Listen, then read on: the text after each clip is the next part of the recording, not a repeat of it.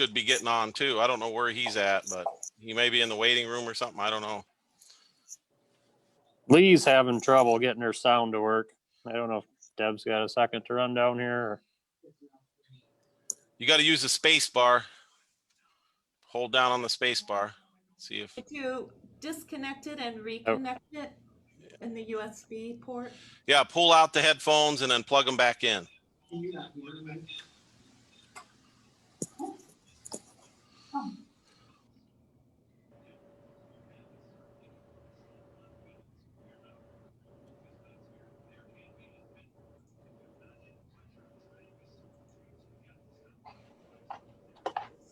So then once you unmute it, we'll see if we can hear you.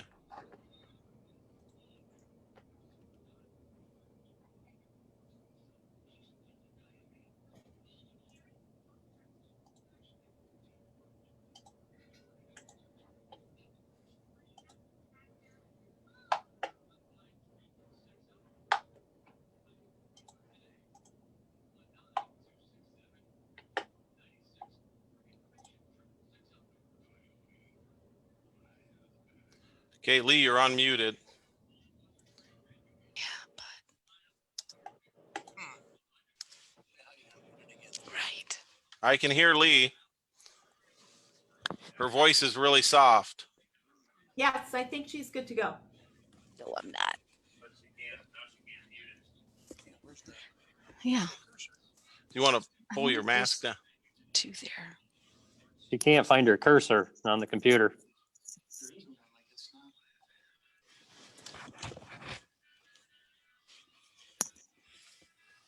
Is it a touch screen, Deb? Yes, they're all touch screens, so she can just touch the bottom left-hand corner. That muted you.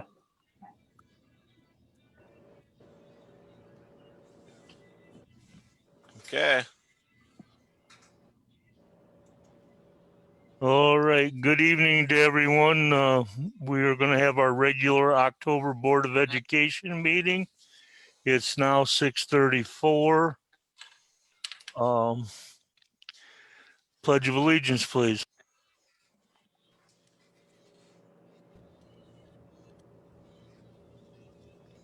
I pledge allegiance to the flag of the United States of America and to the republic for which it stands, one nation, under God, indivisible, with liberty and justice for all.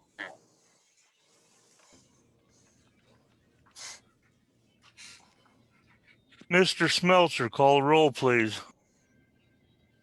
Lee, Here.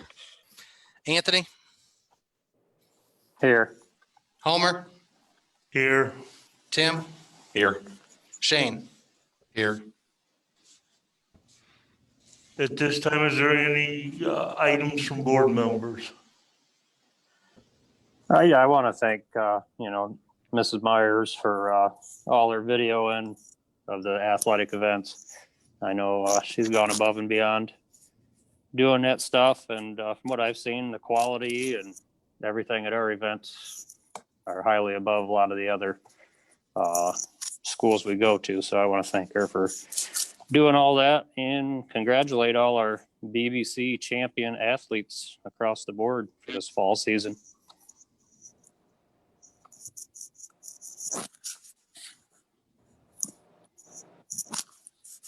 Anyone else, anything? Homer, can I say something? Certainly, go ahead.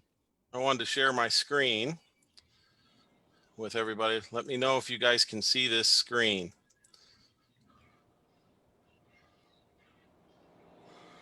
Do you see the screen? Yes, sir. What do you see there? Pictures of 8 people. Okay. I just wanted to make everybody aware that there was a Northwest Region OSBA Veteran Board Members Conference, and we had 2 board members recognized at the conference. And this was the slide that was actually off the Zoom meeting that I was in. Anthony was also in it. Homer was in it. And there were some other folks in there, but I wanted to congratulate. We have 2 veteran board members. It's that Homer Hendricks, our board president, and Lee Boothman, both with extensive experience. Lee with 11 years and Homer has 15 straight, but if I'm correct, it's more like 20, is it 23, Homer? Yes, sir. It's 23 years of service. And so I want to make sure that the people out there know that the hard work and dedication of not just those two board members, they're being recognized right now, but the whole board is second to none. And it's really an honor to work and spend any time with these folks. They're hardworking and they really care about what they do. I just want to say thanks.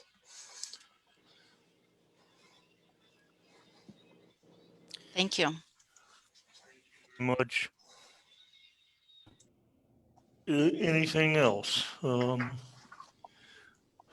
Public participation. Rob Taylor with a cafeteria update. Hello, everybody. Yes, sir. Just wanted to talk about the cafeteria for a little bit. First off, we have some exciting news for the district. The USDA has extended the waiver for no-cost meals for all students until the end of the school year. They previously had extended it just till Christmas break. It's that seamless summer option.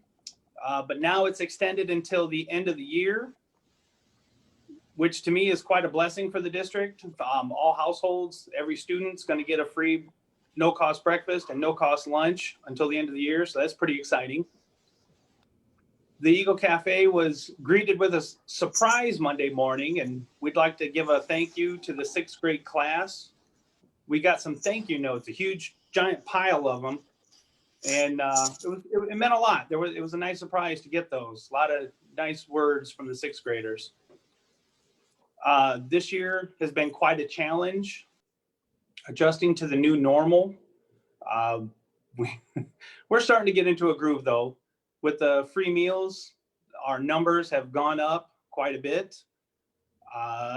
Breakfast and lunch alike, we all kind of feel like we're chickens with our heads cutting off, running around everywhere, trying to get into it. But I think we're starting to get there. Since the start of the school year, we've seen about triple the participation at breakfast, and lunch has gone up about 70 to 80 students a day. As of Monday, we had an influx of returning online students, and we expected a little bit more, but not that much. Monday, we had 348 students come through for lunch. In case you're wondering, that's 71% of the students that we can feed lunch to came through our line Monday for popcorn chicken. I thought that was pretty amazing. And finally, before my phone dies here, we're gonna take a quick field trip. It might get dark. But we had some increased need for space for seating, and the Eagle Cafe would like to give a big shout out, a big thank you to Kevin Esterline. He helped us tile this floor here. I don't know if you guys can see it out here. It gave us the seating area space that we needed to be able to seat all the students out here. Gives them some more space. You can see we have all the tables so we can have social distance seating so the kids can actually have a little bit of a normal lunch. But that tile down there, he came in and helped me tile it in one night. I can guarantee you that if I tried to do it myself, it would not have turned out as nice. So Kevin, thank you. Kevin Esterline, thank you so much for your help. And if you can see it really well, I think it's quite a nice color scheme there. So. Well, Rob, remember that was carpet before. Why don't you show them where the other part that has the carpet? You can see down in front of the stage, there's the carpeted area. And they asked that we not do that. So there was some leftover tile from the build. So Kevin came in, helped me tile that up, and it looks really nice. And it's easy to clean up, unlike the carpet would have been. So other than that, that's pretty much all I've got. Okay, thank you. Thank you for your time. Has anybody got any questions for Rob while he's here? Anyone? Okay. We'll go on to the treasurer's report then. Good evening, everybody. I have a few items underneath the treasurer's report for this evening. Item A, minutes from the September 15th regular meeting. Item B, financial statements and investments from September, which I will briefly mention. Your salmon colored piece of paper there, or orange color, whatever color you want to go with. You will see that the food service fund, with Rob just sharing, we are with that reimbursement coming from the state. That is a full month behind. So all of August and September's free meals that we would have served, we didn't get reimbursement until October for August and September. So you'll see a very large, almost $20,000 negative balance for the cafeteria. But come October, we received for August, September, $21,000, over $21,000 for the reimbursement for that. So you can see how, if that would have been in the months where they were served, he would have a positive balance. So I did want to mention that so everybody was aware of that. Item C, this year's Capitol Conference and Trade Show that's normally held in Columbus. It will be held as a virtual event this year on November 7th through the 10th. I know a few of us have gone down in previous years, and unfortunately we can't do that with what's going on right now. So it will be held as a virtual event this year. Item D, we have the 5-year forecast. This is one of the 2 times a year that we approve the 5-year forecast. October obviously is 1 month, and then we do it again in May. I will just go down through and touch on a few points in the forecast. Line 6.01 on your forecast, which is the excess of revenues and other financing sources over the expenditures. You will see last fiscal year, which you'll see the first 3 years there, 2018, 19, and 20. Those are actual data from those previous 3 years.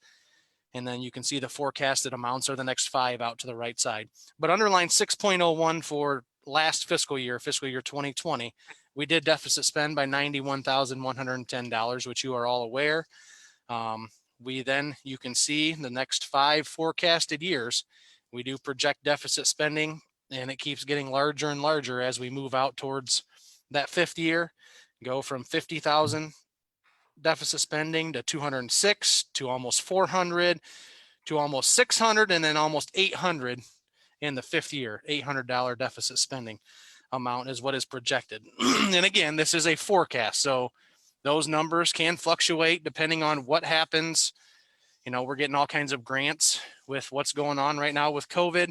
We're trying to do wherever we can, we're trying to offset costs from our general fund to help keep that number as low as possible. And so again, just know that those numbers could fluctuate a little bit. You'll see line 7.02 then is our cash balance at the end of the year, each fiscal year of June 30th. And you can see starting with 2021, the current fiscal year, we go from 2.1 million and all the way down to the 5th year, we are at $103,000 of a cash balance at the end of 5 years. So the reason we have a levy on the ballot here in a couple of weeks is that it shows why we are in need of the money we are asking for. And again, this is just operating money to keep doing what we're doing on a daily basis. Down on line 13.02, you can see the property tax money being shown in the forecast there if it were to pass. And that number, you'll see the 210,000 that first year, this fiscal year, and then 420,000 the next 4 years. And then 15.01 shows our cash balance with that emergency levy money in the forecast there. You can see, so at the end of 5 years with the emergency levy, we'll be at just under 2 million of a cash balance at the end of 5 years, which is very close to where we've been running steady right here all along, is right around that 2 million number. So those are some brief highlights on the 5-year forecast. Item E, approving some appropriation additions that are listed there on your paper. $994.84 in the general fund and $275,277 in other funds, which those are all grant funds you can see listed there. The 2 large ones, the Student Wellness and Success Grant and our IDEA Part B grants that go through the Northwest Ohio Educational Service Center. Those are the 2 large numbers that make up most of that. Additions that are listed there. So that is all I had for tonight for approval. unless there are other questions regarding anything that I had in the packet. On your 5-year forecast, is this year 2021 got the deduct from the state? Yes, That's all. you will see line 1.035 there, Anthony. You can see back in 19, it was 3.88 million there. Mm-hmm. Last year it was 3.756. And this year that is the projection right now. When we see our foundation statements, that's the projection we have right now. What funding we are going to get is that 3.732 Okay. on that line. So yes, that is reflecting the money that's being taken away from the state. All right. Then another question I have, there's a few people watching, the cash balance, I think to some people, you say $2 million, that's a lot of money to have in your savings, but what's the state say? Don't they say you should have like 3 months reserve or something to run the Yeah. district? Yeah, that would be, that's a low amount to keep in reserve. So that's yeah. on the low side. If we had to fund our district for 3 months solid, we Correct. So Be we hard get pressed. down to $100,000 at the end of 5 years. That's not going to be good. Mm-hmm.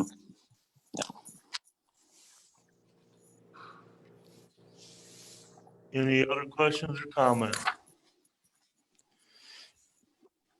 Then I will ask for a resolution to approve the treasurer's report as presented. Do I hear a motion? I'll move. Have a motion by Tim. Do I hear a second? I'll I'll second. second. Seconded by Shane. Questions, comments? Call roll, please, Mr. Smeltzer. Anthony, Yes. Homer, Yes. Tim, Yes. Shane, Yes. Lee. Yes. Mr. Hannick, you're up, sir. Thank you, Homer. Can everybody hear me? Okay. I wanted to go over the numbers in the district first. We're currently sitting as of Monday at 608 students. We have 69 that are remote learning, or we call NOVA students because of the program. That was 87 at the end of last week. But now that the first quarter's over, some of the elementary kids came back. And so our numbers went from 87 out to 69. So they're starting to come back, which is a blessing. And I'll get into what we've done for COVID to trying to keep things clean, but we're running a safe and clean environment. We have homeschooled, we have 47. I'd like to point that number out, and that we have open enrollment out of 82.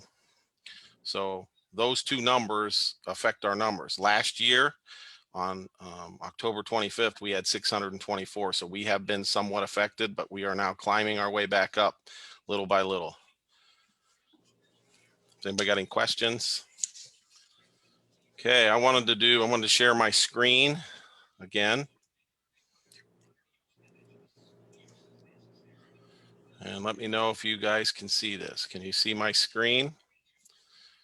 Do you see an eagle there? Yes, sir. Everybody see that? So this PowerPoint that I'm going to go over, this is out on our website. And we have a proposed tax levy, additional money on the ballot coming up here in November. And it's for $420,000. This is basically what the language looks like on the ballot. It's for $420,000 per year, and it's for operating purposes to keep us from deficit spending. What are we going to use this money for? These are the things that we do with operating money. We pay. It's paid through the school district's general fund. The levy will continue to fund day-to-day operational expenses. Some of the things that includes is transportation costs, utilities, technology, textbooks, consumable materials, salaries and benefits for all staff, contracted services, including special education, mandated costs, including testing and inspections, and supplies, including custodial and maintenance.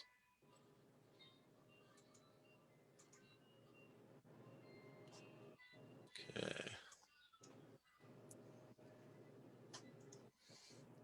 here we go.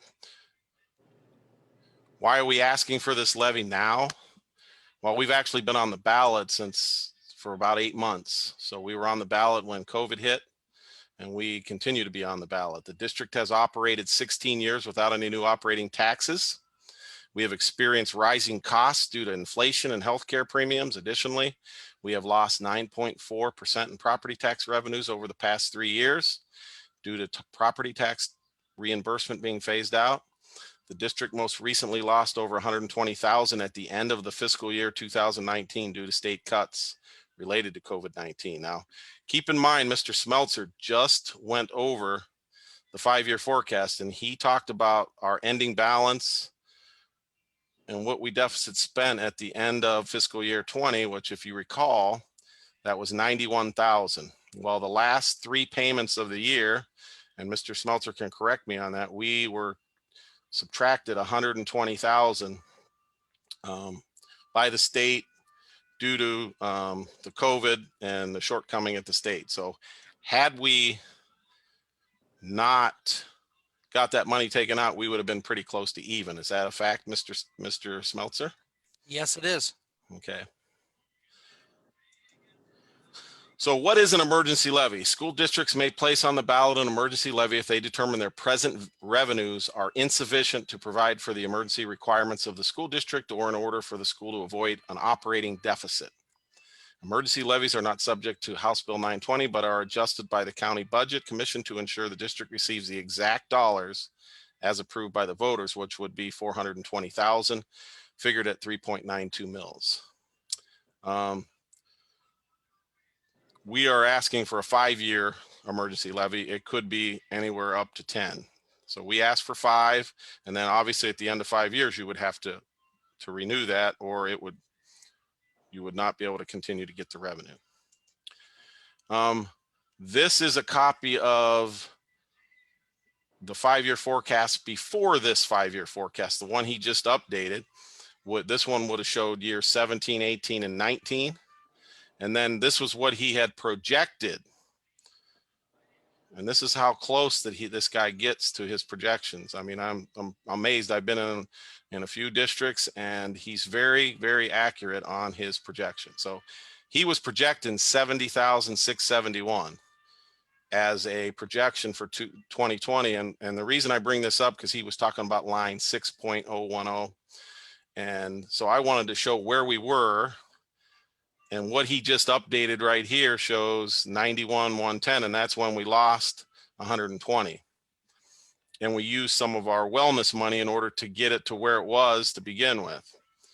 So just pointing that out and showing that obviously he talked about the deficits in the next 5 years, which this is up for everybody to see. I don't know if they can see it or not, but this line 6010 is the one he was talking about right here. So I pay close attention to the year before, especially because those are factual numbers. And I pay very close attention to the projection for the current year that we're in, because it's almost impossible to project some of this stuff to the penny, but they get closer and closer to accurate as we move through the year. So I do appreciate the hard work that goes into doing these projections, and they're required, and there's a reason for it, so we can continuously be updated. Cash on hand, and this is as of 10/1 when Mr. Smeltzer was working on this. The cash on hand, or he calls it the cash balance on here. I kind of blew up this section right here, and it shows that line 6010 where we ended up 91,110, and then he's projecting this. So then our cash on hand would be along the bottom, and this is where he was showing after 5 years we'd have 103,619. The 2 million figure, the one that goes across here in the last 3 years that are in the books, it's down to 2.152 million here, and then it steadily drops. So that was what Mr. Smeltzer was talking about. Why are we not asking for this levy to be continuing a 5-year emergency? We have operated 16 years without any new operating.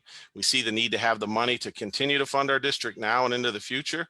We see no change in the way the state continues to take funding away from the districts.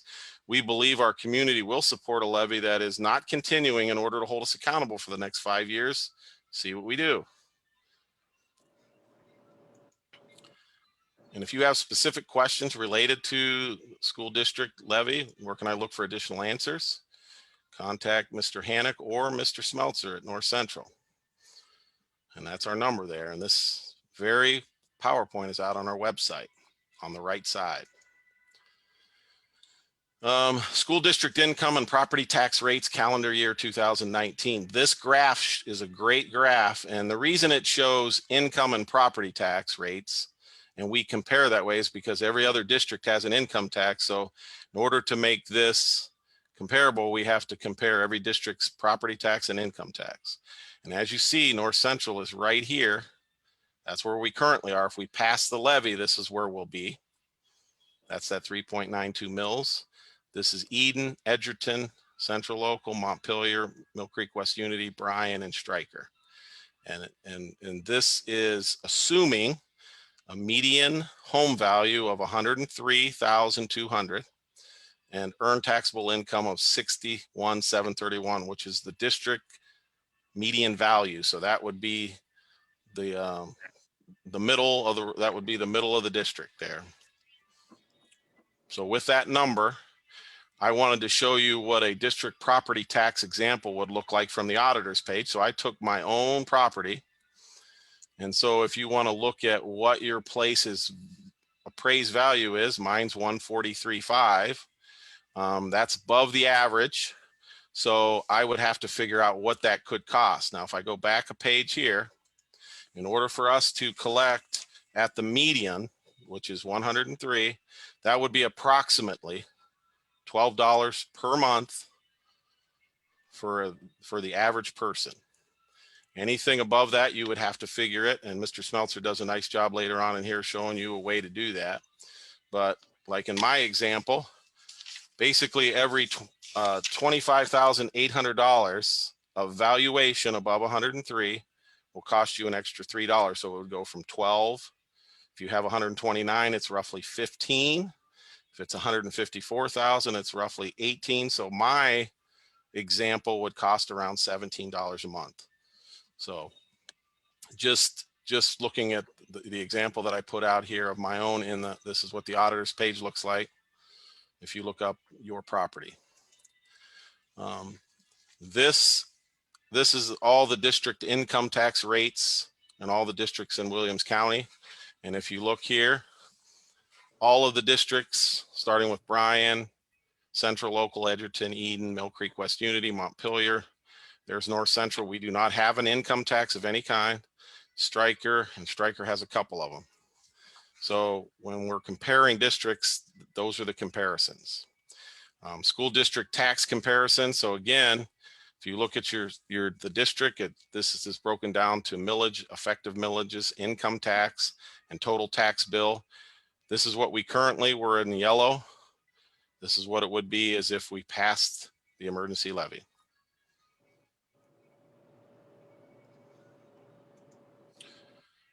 This is how you calculate it. You take basically your appraised value of your house and you plug the number in right there. And then you multiply. We're taking it at $100,000 house in North Central versus West Unity. And you take it down through the formula, including the income tax. And that's where that number 1217 comes up versus 1547 at West Unity. Key points to know: the sample calculation is based on an owner-occupied residential property. There's a 10% reduction on non-commercial properties and a 2.5 reduction for owner-occupied properties on qualifying levies. Using a percentage of 87.5 is based on these reductions. And remember that voted millage is what the district passed at the original ballot issue. What we are actually collecting is our effective millage. So therefore, as the values go up, the millage goes down, the effective millage. So, because you can only collect what you originally asked for. Here's the millage breakdown at North Central. General fund, our effective, as you can see, the general fund is 55.7, but we only have 27.32 effective. Bond retirement, permanent improvement is money that goes to permanent improvements only. We have 4.1 mils for that. That's called inside millage. And then everybody pays the vocational millage. North Central local schools strive to provide an outstanding educational experience for our children. Remember to vote on November 3rd. These people here you see in this picture are current Board of Education. They are serious, they are dedicated, and they are hardworking people, and they are doing everything they can to make things great for not only our community, but our kids as well. And again, I appreciate working for them and having the opportunity. Okay, I'm going to stop the share. See if there's anything out there that I need to answer. If not, I'm going to move on to remind everybody that there are bus routes that we're looking at, and I've got a folder with all the bus routes in them, and you're more than welcome to look at them, and I can bring them down to the board office, but they're all organized. I just want you to know that Mr. Moreland and the bus drivers, they get all their routes, and my secretary, Joey Henry, does a great job. She types them all up and keeps them updated, so we have them all on computer, and they're updated quite frequently.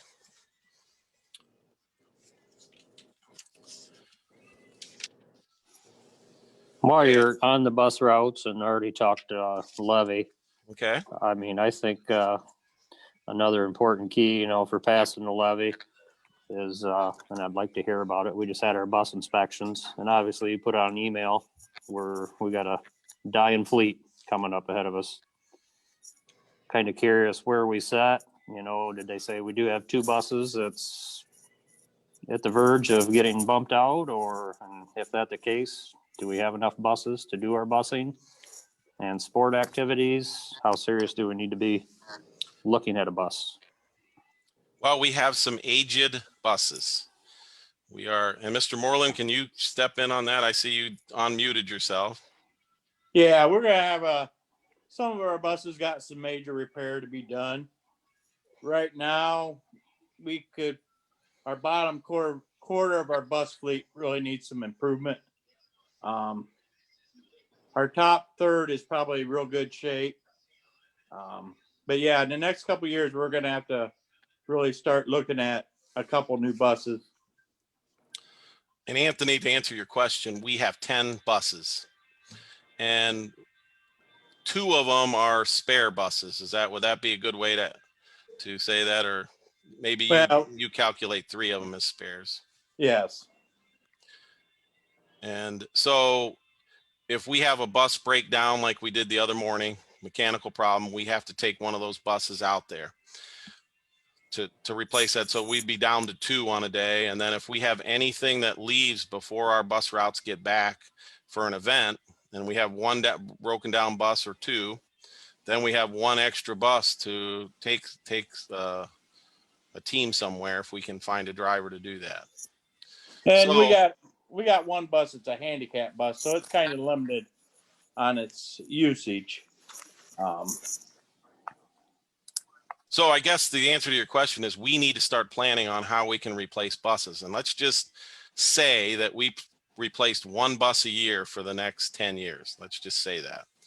That means our fleet would be 20 years old with the oldest bus. I mean, that's just the math on that. Now, those buses that we're talking about replacing, they come at quite a hefty price tag. They're in the $80,000 range for 1 bus. And so that's what we have to think about. Now, replacing all of them at one time is not a good idea either, because then they all go bad. So we try to space it out.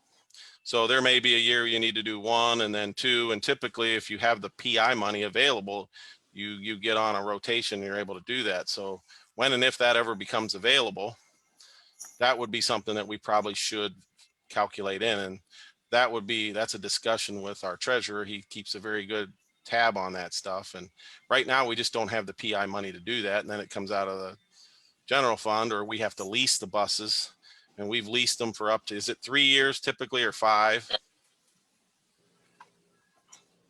I believe it's a 4-year aim, right, Eric? Okay, we're doing 4-year leases. Yeah, So we make lease payments on them, and then they're ours. yes, and then there are ours after the 4 years. I mean, they call it a lease, but it's actually we're taking out a loan and paying it off like a car is really what we're doing. So Right, we, and our PI money's tied up for what, another 6 years? another 4 after this year, right? So I mean, we still need to 4. at least be considering a bus in Right. between from now to 4 years. Yes, because 2 of the buses may not pass inspection, and if they don't pass inspection, according to the person that was inspecting them, then we can't drive them. So we would go from 10 buses down to 8. And could we lose 2 and get 1 new one? We probably could do that, and still be okay because we'd have better bus. Okay. Has anybody got anything else on that? Because I wanted to get to some thank yous. And this has to do with COVID relief, but Bridgewater Township donated some of their COVID relief money to North Central Local Schools, and they donated in 2 different resolutions here. That we've got a $29,000 805 donation, and we got another $8,924.51. So if you add those 2 up, that's about $38,000, give or take. We were given $30,000. It was part of our money that we had, correct, Mr. Smeltzer? I think it was 30 some. So if you It was total, 35. it was 35, and then we got 38. So currently, right now, on our COVID expenses, we have spent to date 83,900. So call it 84,000, and we were able to offset that by 35 and 38.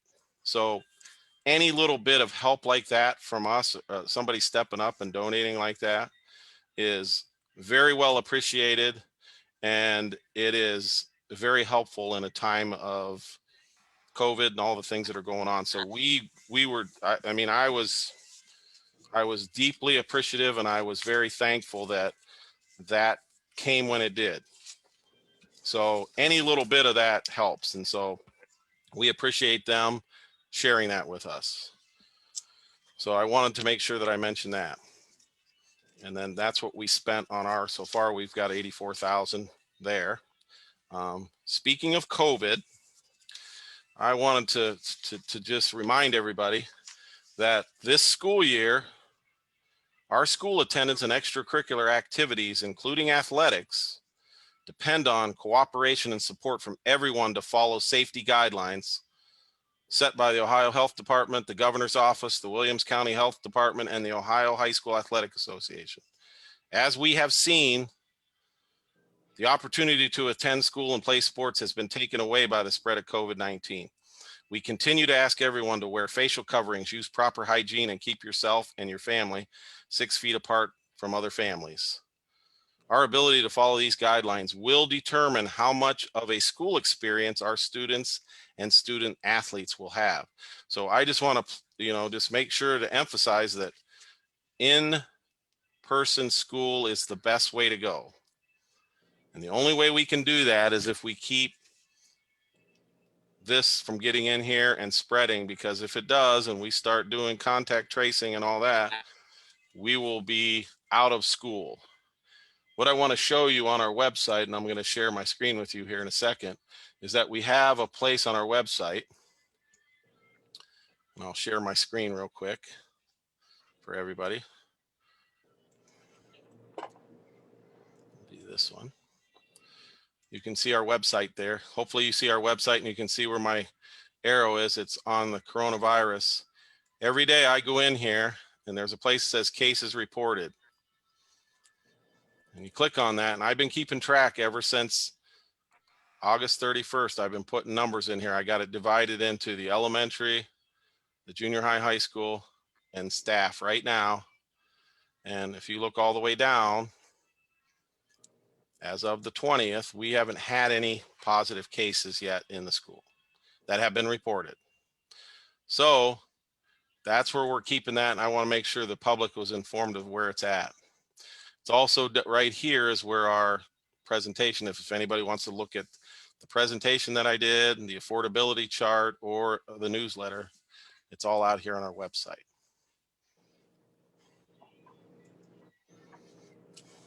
Okay. Okay, I want to remind the board that we have Business Advisory Council, and there was some notes there. We're part of the Business Advisory Council with 4 counties, and that's done through the ESC. And we haven't had much action because of COVID. Our last meeting was in March, so we haven't done a whole lot this year, but I will keep you up to date on that.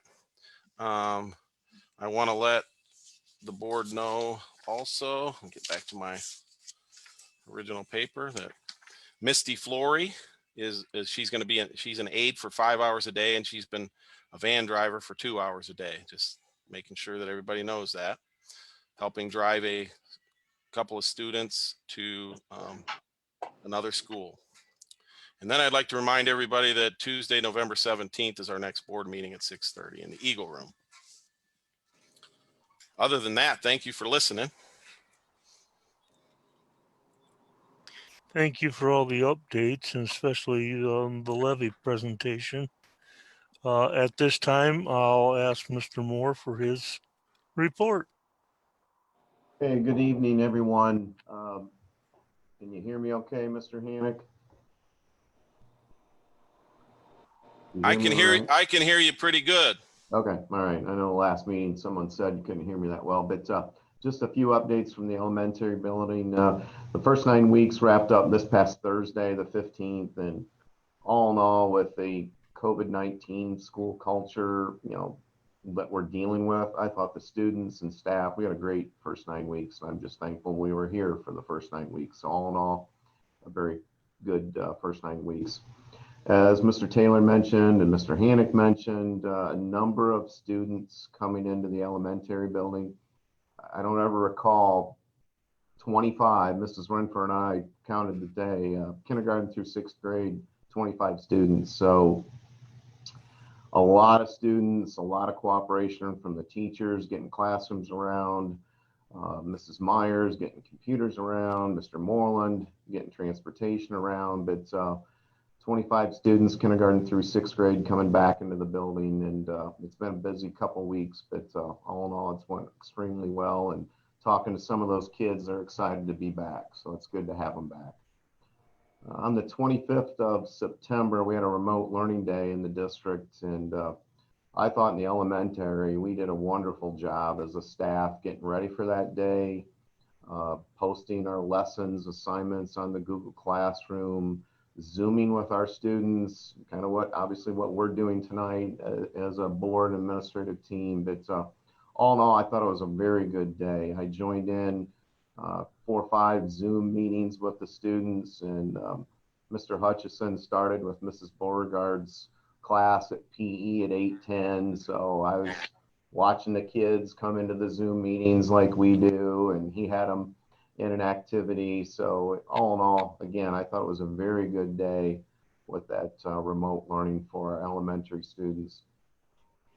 Our preschool, excuse me, through 1st grade, they came in that day. They had a day of instruction, and that was very good as well. We had some state assessments to wrap up. We had some district-wide assessments to complete. So those students were in session, and they were able to get some much needed assessments done on that day as well. We will have a short academic awards assembly this Thursday and Friday. 1st through 3rd will be this Thursday morning. 4, 5, 6, those grades will be Friday. And to be quite honest, I was thinking about canceling it just with COVID and bringing the kids down to the cafeteria and whatnot. But we're going to move forward with it. I just feel as though the students should be recognized and thanked by their peers, and especially their students, for a job well done this first 9 weeks. So Mrs. Myers is going to tape it, put it out on Facebook here, hopefully over the weekend, so parents and community members can watch the assembly if they so desire. Parent-teacher conferences, just like everything this year with COVID, are going to look a little different as well. The 2nd and 9th are the conferences here in the district. We're going to be Zooming with our families, or we're going to be making phone calls to our families. So we met, administrative team, teachers, I don't know, a week and a half, 2 weeks ago, and we talked about it, and we're going to move forward with Zoom and phone calls. So it's not our traditional approach, especially on the elementary side. We love having the parents in, the families in, and we want to get back to that face-to-face conferencing, as soon as possible, hopefully next year, but we're going to move forward with Zooms and the phone conferences on the 2nd and 9th. Finally, I want to thank the Pioneer Fire Department. A couple firemen were in on the 9th of October. Broken record, something different as well. Traditionally, a fire department comes up, parks the trucks, the kids go out, climb on the trucks, see the firefighters and whatnot. Last year, it was excellent. We went up to the fire station last year, and the kids and staff just really enjoyed that. But this year with COVID, a couple firemen came up, talked to the classes, talked to the kids about fire safety and school safety when it comes to fires and whatnot, but also home safety when it comes to fires. So all in all, it was a good day with the fire department on the 9th. Just once again, the students are doing a great job with their masks, the staff, again, delivering some great instruction. I've been into a couple classrooms for observations, and almost now it's, especially for the 2nd through 6th grade, it's a blended approach. We're still doing and emphasizing that digital component, but also we're still doing our traditional paper pencil lessons as well. So all in all, some great lessons, challenging the students, and they're doing a great job. Teachers are doing a great job. So we're off to a good first 9 weeks. That's all I have. Anyone have any questions for Mr. Moore? Yeah, Mr. Moore, with the big influx of the kids coming back off of Nova, is Mr. Campbell then still focusing on this full time, or is he going back into classroom some? He is through this transition for the last couple of weeks. Mrs. Renford's done a great job, very busy. I've been in constant communication with Mr. Campbell with students and grades and that whole thing. But we've talked, Mr. Campbell and I, the kindergarten teachers, we've all talked. His class size roster in my building was probably 40, 42 off the top of my head. Now it's down to 20. It's still a lot of time. It's a lot of communication with families. There's still things that we're working through. It's a new challenge for all of us. Dustin, there was a nice article about him in the Bryan paper a week or so ago, but he is still in that role, but he is then sliding over to the kindergarten rooms and helping out in those two classrooms as well, because they're up to, Mrs. Borton's up to 21, 22, and Miss Wiles the same. So yeah, he's now dividing his time a little bit more between the two areas. All right, thank you. And yeah, as you commented, Mr. Campbell got nice recognition in the Bryan Times, and he did on Channel 11 News as well. Mm-hmm. Good to see North Central being represented on the news. Mm-hmm. Yep, thank you. Thank you. All right. Thank you, Mr. Moore. Mrs. Roosevelt. Well, once again, I think Andy stole all of my stuff, so ditto for everything. Few additions to what Andy said. The end of the quarter was last Thursday. Grade cards are going to be available this coming Friday on the 23rd. We have made plans for parent-teacher conferences, and as Andy said, Zoom and telephone.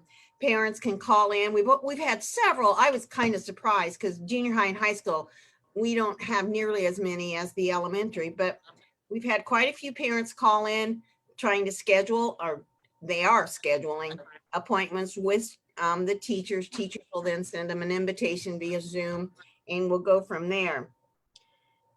I wanted to give you just a really quick update on this weird schedule that we have in the high school. It's really going well. Kids, all other than study halls, which they hate, but other than that, the kids like the block schedule. On Mondays, we meet all 8, as I've said before. So I keep going around to the classrooms. I've done all but 3 of my first evaluations and observations. I've got 3 more this week, and I'll have the first round done. But when I go into the classroom, the kids talk to me, they like it. For the most part, they like having that extra time in the classroom with the teacher. They really don't have too much homework because the teacher's right there with them with the extra time. So it's been pretty positive. We have some drawbacks, and we've talked about that with the kids, and I've talked about it with the teachers. So we'll correct those for next year. If, and that's a big if, we decide to continue with this modified block schedule. As Mr. Moore said, students have been outstanding with their masks. Yeah, I do have to remind them often, but some students just to pull it up over their nose. They have them on. They almost always have it, but it's down below their nose, which doesn't do a whole lot of good. Not a lot of complaints. They don't like them particularly, but they're doing a really good job. And again, to kind of echo Mr. Moore, I've been in a lot of the classrooms and we are doing more of the blended for the most part. The assignments, some of the work is on Google Classroom. It's there, but the teachers are talking to them and going through stuff, going through the material with the kids or explaining or answering questions, going around. So it's kind of a blended type of situation. And it actually is working out pretty nicely. Two final things. Freshmen have ordered their class rings through Jostens like we have in the past. We did get to go ahead and do that. Again, kind of a normal thing. And then the seniors have also ordered their senior announcements for graduation. So again, we're trying to keep as much tradition and normal as we possibly can. Mr. Moore talked about the awards program for his elementary. Well, we are having a very short one and we will be social distance because we can do it in the junior high gym and it's only for 7th and 8th grade. And those are two relatively small classes, so I can spread them out through the whole, on all the bleachers. But again, I want to recognize them and I want them to be honored for honor roll, for attendance, for all the things that we do. We had a very short one, a very short assembly with 7th and 8th grade a couple weeks ago where it was with the 9th grade because in the 8th grade, we give special awards and I couldn't do it last year. So I didn't want to just hand it to them and say, here, you got a special award. So I did as much as I could with the normal. I called the 9th grade into the auditorium and we gave them the awards in front of their peers and the teachers. And I invited a couple of the parents, well, Rob, who was already here, but I invited some of the parents in to see their son or daughter get these special awards like outstanding 8th grader and most improved 8th grader. I think the parents were very, very pleased. It only took about 10 minutes, so we weren't in the auditorium very long, and then the kids went back to class. But again, normalcy, trying to tell the kids how much we do appreciate and how much we do value the things that they do. That's all I have. Any questions for Mrs. Rosemink this evening? Are you still potentially going to do the stone lab or put anything in the works for that this year? Or? Right now, we cannot. We have been in contact and we cannot. So it's not forgotten. We just can't do it right now. Because we didn't get to do it last year. It's just a mess. So yeah, we're still trying to schedule it and see what can happen. But right now they're telling us no. Thank you. Mm-hmm. All right, next month, maybe I'll try to start you first and that way you can have the thunder, okay? Yeah, right, whatever. Good thing Andy and I collaborate on these things all the time. I know. Mr. Wadlick available this evening or not? I can't remember. Yes, I'm here. Thank you, sir. So I'll go through, I've got quite a bit of stuff tonight to talk through. So just for fall sports, almost all of them are done at this point. So high school golf, they finished 3rd in the league and we had 3 kids get recognized for league honors. Zach Hayes was 1st team BBC, Mason Sanford was 2nd team, and Colin Patton was honorable mention. Junior high golf, volleyball, and football all have been done for a little bit this past week at least. Junior high cross country finished Saturday. The boys team finished 3rd at the BBC for that. High school cross country ran BBC meet on Saturday. We had Alexa Dominguez, a freshman, won the girls meet. which makes her like the BBC Player of the Year, Runner of the Year, whatever you want to say for that. And so she was on the first team for that.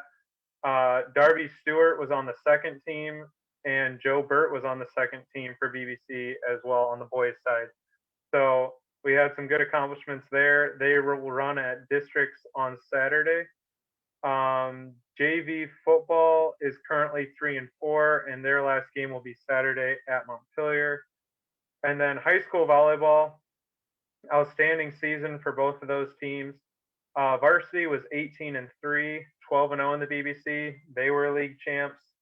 JV was 15-6, 11-1 in the BBC. They were also BBC champs.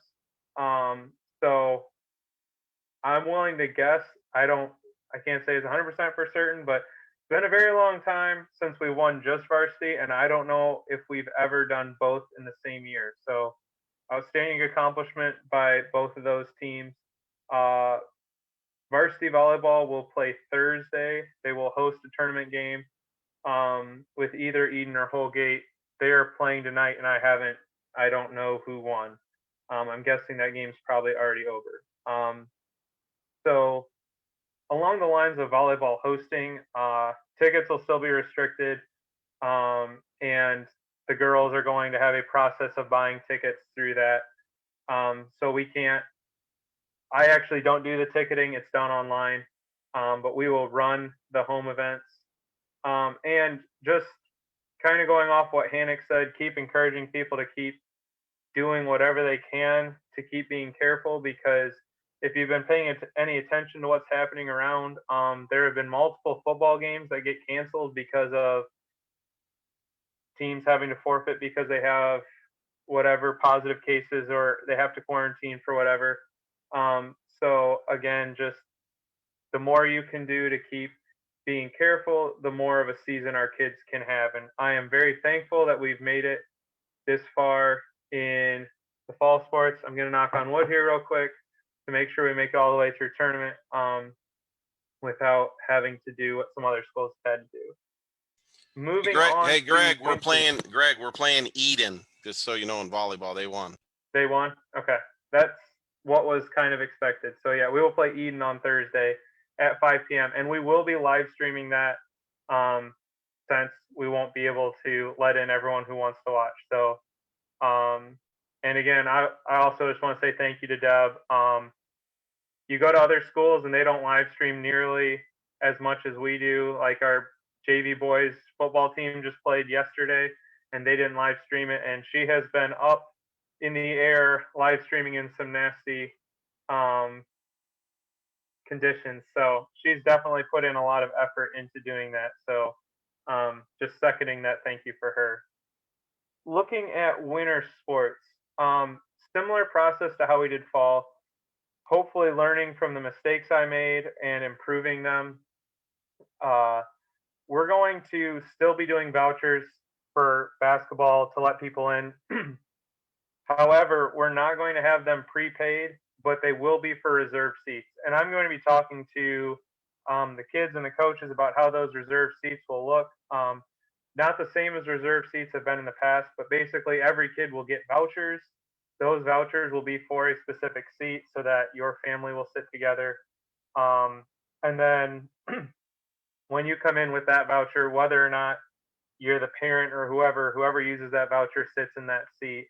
And some other schools did that in the fall. And after talking with them about it, it seemed to make a lot more sense than the way I did it. And so we're going to be looking at doing that for our high school sports.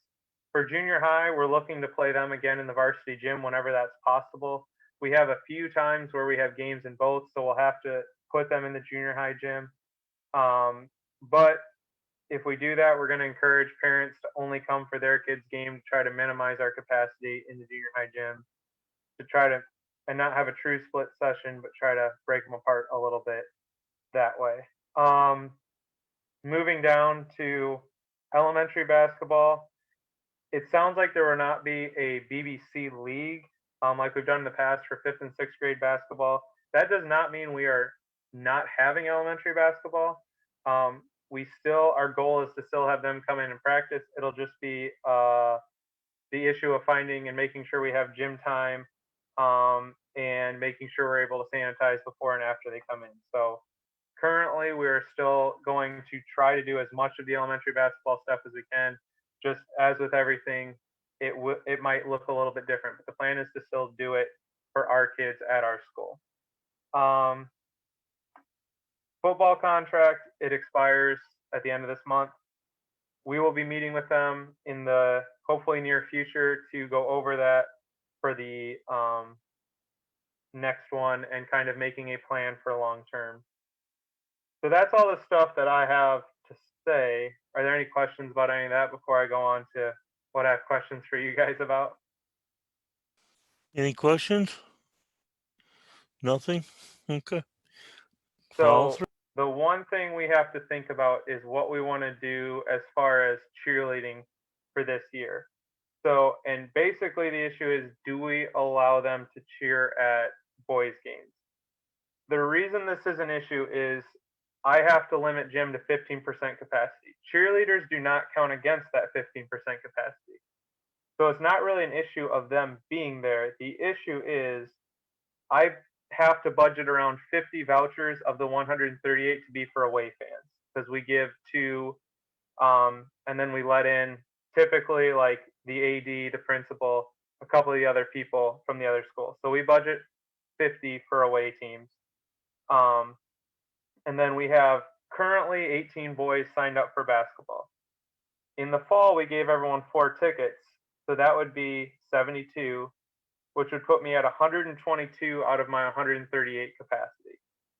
And so the issue is, if we let cheerleaders in, we would not be able to let, if it would be, we couldn't let 4 parents in or 4 tickets per cheerleader. Or we would have to lower the amount of tickets we give the boys to come in. And so it's just the issue of capacity. We have, if we give our boys 4, we have 16 free seats in the gym. And then a point was made to me, if we're not having a student section, which is part of the reason for reserved seats, is that in the fall, kids would get vouchers that weren't used and they would all sit in a student section, which if somebody comes and observes that, that is something that is, you would fail on your report. So that's part of why we're not doing that. So if we're not having a student section, the question was made, do we need cheerleaders if we don't have a student section? So I guess I just want to talk about this and kind of come up with a plan on how we make this work with having, if we have cheerleaders, how do we limit the amount of cheerleaders we actually have? And also, it was talked about as a league that only letting 6 cheerleaders go to away games if you have it. So limiting the amount of cheerleaders that we have at away games would be something that if we would let them cheer at games, we would have to limit them on the road, at least for league games. Do you know how many cheerleaders we've had in our squad, like last year, JV and varsity? I would say we've probably been like 10. I think 8 to total 10 maybe. or Total, yeah, between the two. I don't know for sure how many have signed up, and they've been waiting on doing tryouts and everything, because Brandy Bailey actually talked to me about it last week, and so about making a plan. And so we're going to meet tomorrow, because I told her there's really not a point of talking to me before I know what we're going to do. So, but she doesn't know for sure because she hasn't been advertising tryouts or anything. She's waiting to kind of get the plan for me. But I would say of girls that I know for sure will do it, there's probably at least that we would at least have 6 for sure. And I don't know for sure if we'd have more than that. well, I was just thinking, I mean, it'd be out of the box on, not ordinary, but what if we split the girls and we let JV cheer the girls basketball team and varsity cheer the boys basketball team or something? Yeah, and that is something. And actually, there were 12 cheerleaders last year. So, and if we would do like if we split them in half, um, it would be then. So, I guess as long as we had 4 or less, then you could let in 4 per cheerleader, into the game. And is it something? Do we need to let in? Do we need to give a cheerleader 4 vouchers? Because we tried to keep it as consistent as possible in the fall. Like JV and varsity both got the same amount of vouchers to get into the game. It's just kind of a new wrinkle to have cheerleaders and basketball players that would be getting vouchers. Mm-hmm. What'd you say you could have in the gym? 150? 138 Oh, is 138. my 15%. Gotcha. And that's based off our fixed seating capacity.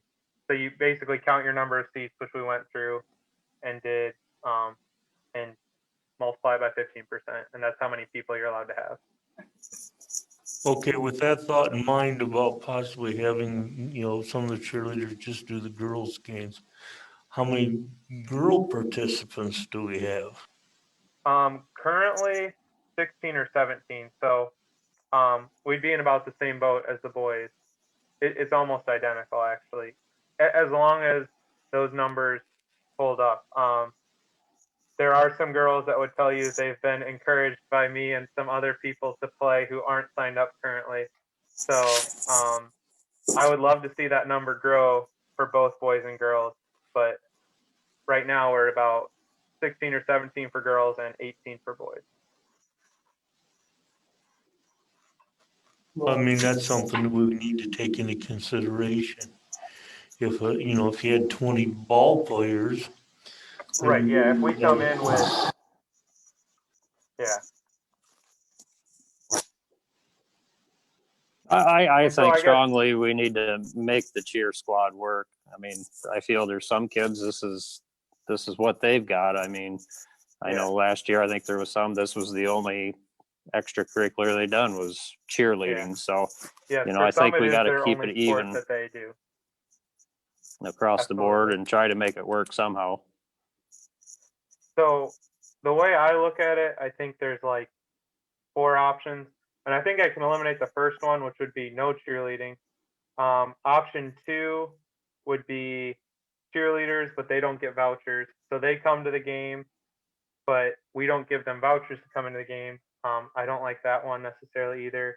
Then we could do like cheer a smaller group with vouchers, or cheer a full group with like half as many vouchers. So they all would be able to let in 2 people, or we could let like a smaller group of cheerleaders in and then give them the same 4 vouchers that we would give a basketball player.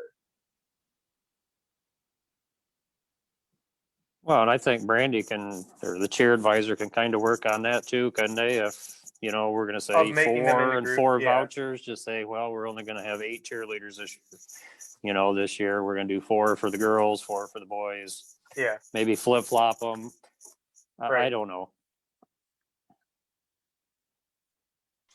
Yeah, any idea that anybody has is not a dumb idea. Anything that you can think of, because I know one of the things that the board does is they put kids first. So we have to think of ways to, try to accommodate everybody, and not everybody's going to be able to get into the games.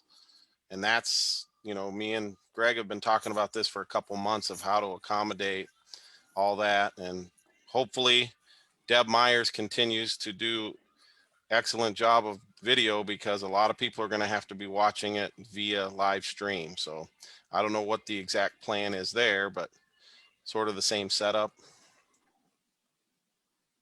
Yeah.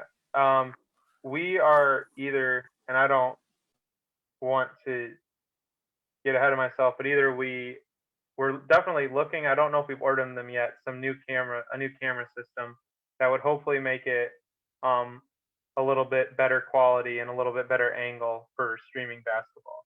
But I don't know. I haven't checked in with Deb about that this week yet. So, but she's done a lot of research into that and found a really good one that was pretty affordable. So hopefully it will be even better for our winter sports. Also, if the cheerleaders don't get as many vouchers as the basketball players, a lot of times some of the vouchers, if it's like volleyball season, not every kid uses all 4 of their vouchers every game. Correct. Then that could go into a pot to be offered to the cheerleaders first if they don't have as many. Just an idea. So we could try to get them the extra vouchers first. That's a good idea.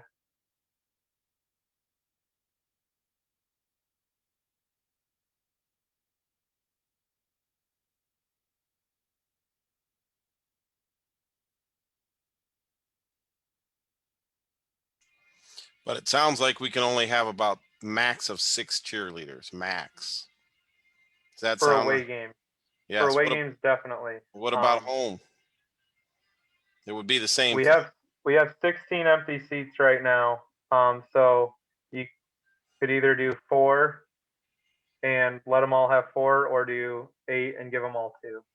And that's something I can talk to Brandy about tomorrow, like what she thinks would be best, because she knows those girls better than I do and kind of what their situation would be. And so you're talking 8 total girls, 4 on varsity and 4 on JV. Is that what you mean? Yeah, it could be. Or we could do 8 cheer for boys games and then like 6 or 8 cheer for girls games, and maybe she rotates who does what. Okay. All right. We just need a plan. These guys are Yeah. going to want to see a plan that you're talking to right now. Yeah, and I'll meet with her tomorrow to kind of go through these things. I just kind of wanted to make sure we were all kind of on the same page as what we wanted to do before I met with her. So I think I kind of have some ideas to go over with her now.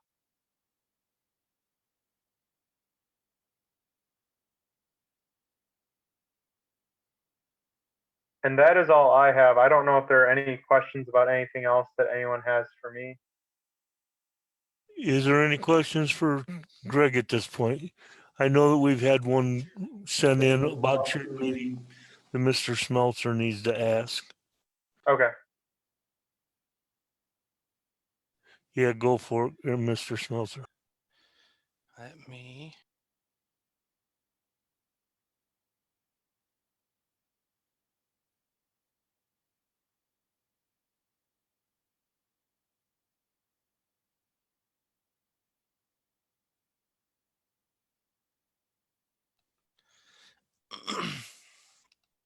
Question that was emailed. Isn't cheerleading a sport? Why would we take this away from those athletics? Plus, having a year off could stunt their growth if they would want to cheer at college. Yeah, and I don't think the plan, I mean, the point is not to take this away, and that's kind of, I think, maybe that was sent in before we continued it. It's just trying to make sure that we can do it in a way that we can still let people come in for them too, which was the issue.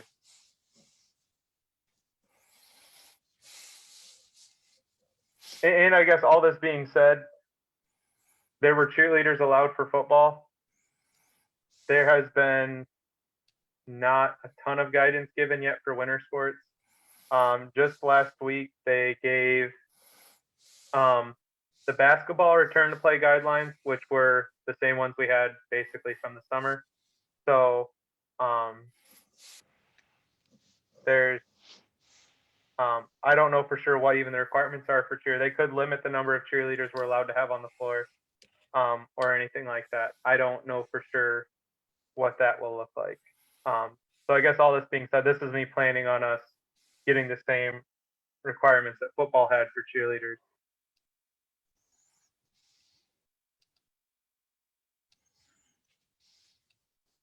Well, I think we got a little bit of input there, so hopefully that'll help. Yeah. Any other comments from any other board members? Anything else, Mr. Wadlake? That's all I have. Thank you, sir.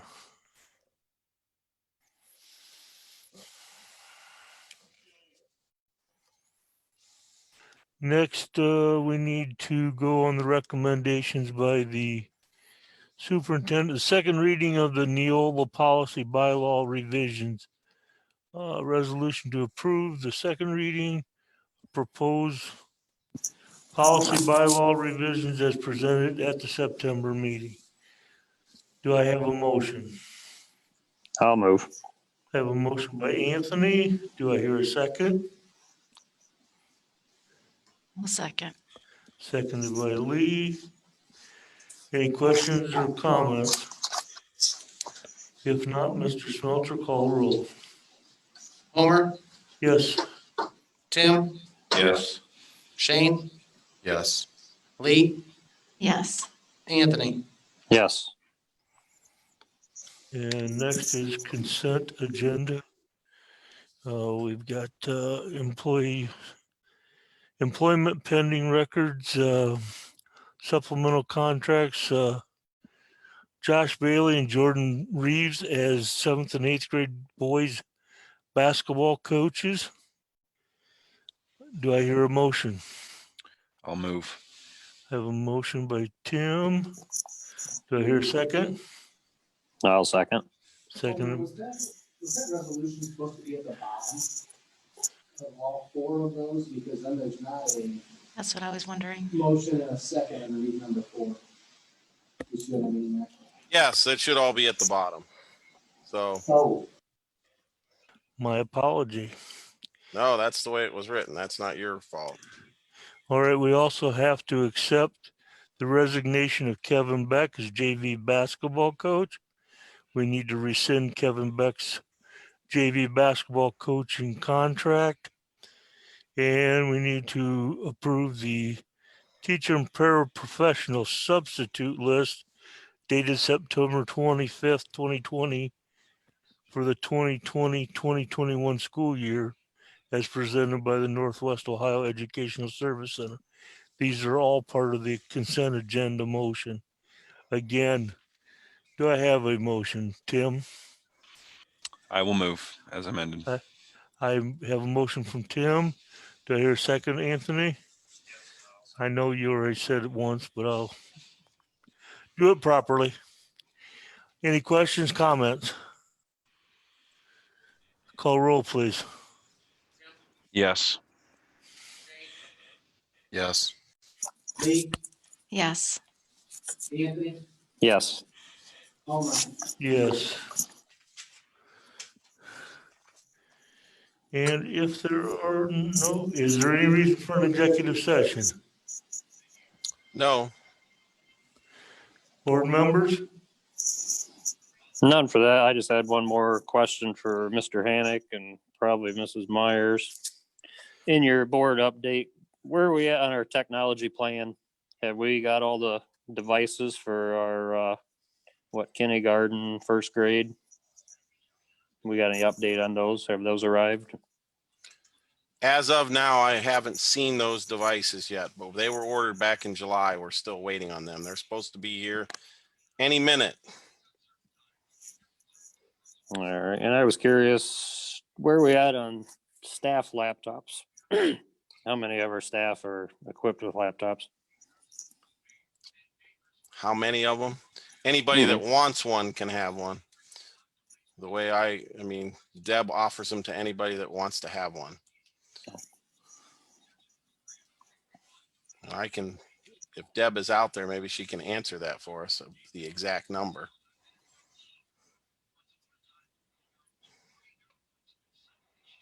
I don't have an exact number, but we do offer them to those that want one.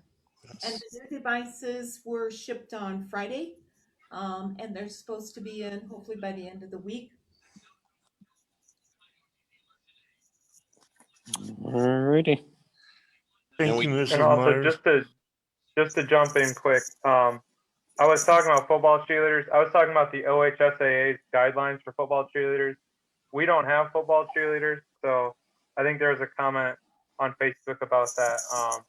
Yes. We didn't have them, but there were guidelines for them for schools that did have their varsity football cheerleaders. So that's what that was about, just assuming guidelines would be the same from the state for our basketball cheerleaders. Again, thank you. Is there anything else from anyone? No reason for executive session?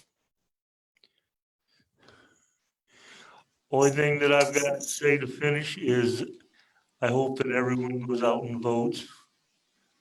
That's what happens. I want to say as a comment, Homer, you are the most valuable and most improved person on this Zoom meetings now. You've got it down pat. So I don't know if we could stop doing it. Well, I'm hoping soon. You have come a long way, buddy. I just want you to know. Might even be better if we took the mask off, but that's okay. If there's no reason for executive session, I will entertain a motion to adjourn. I will move. Anthony? Second? I'll second. Second by Shane. Call the roll, please. Lee, Yes. Anthony, Yes. Homer, Yes. Tim, Yes. Shane. Yes. 7:58. Thank you all. See you next Thank- month. Thank you.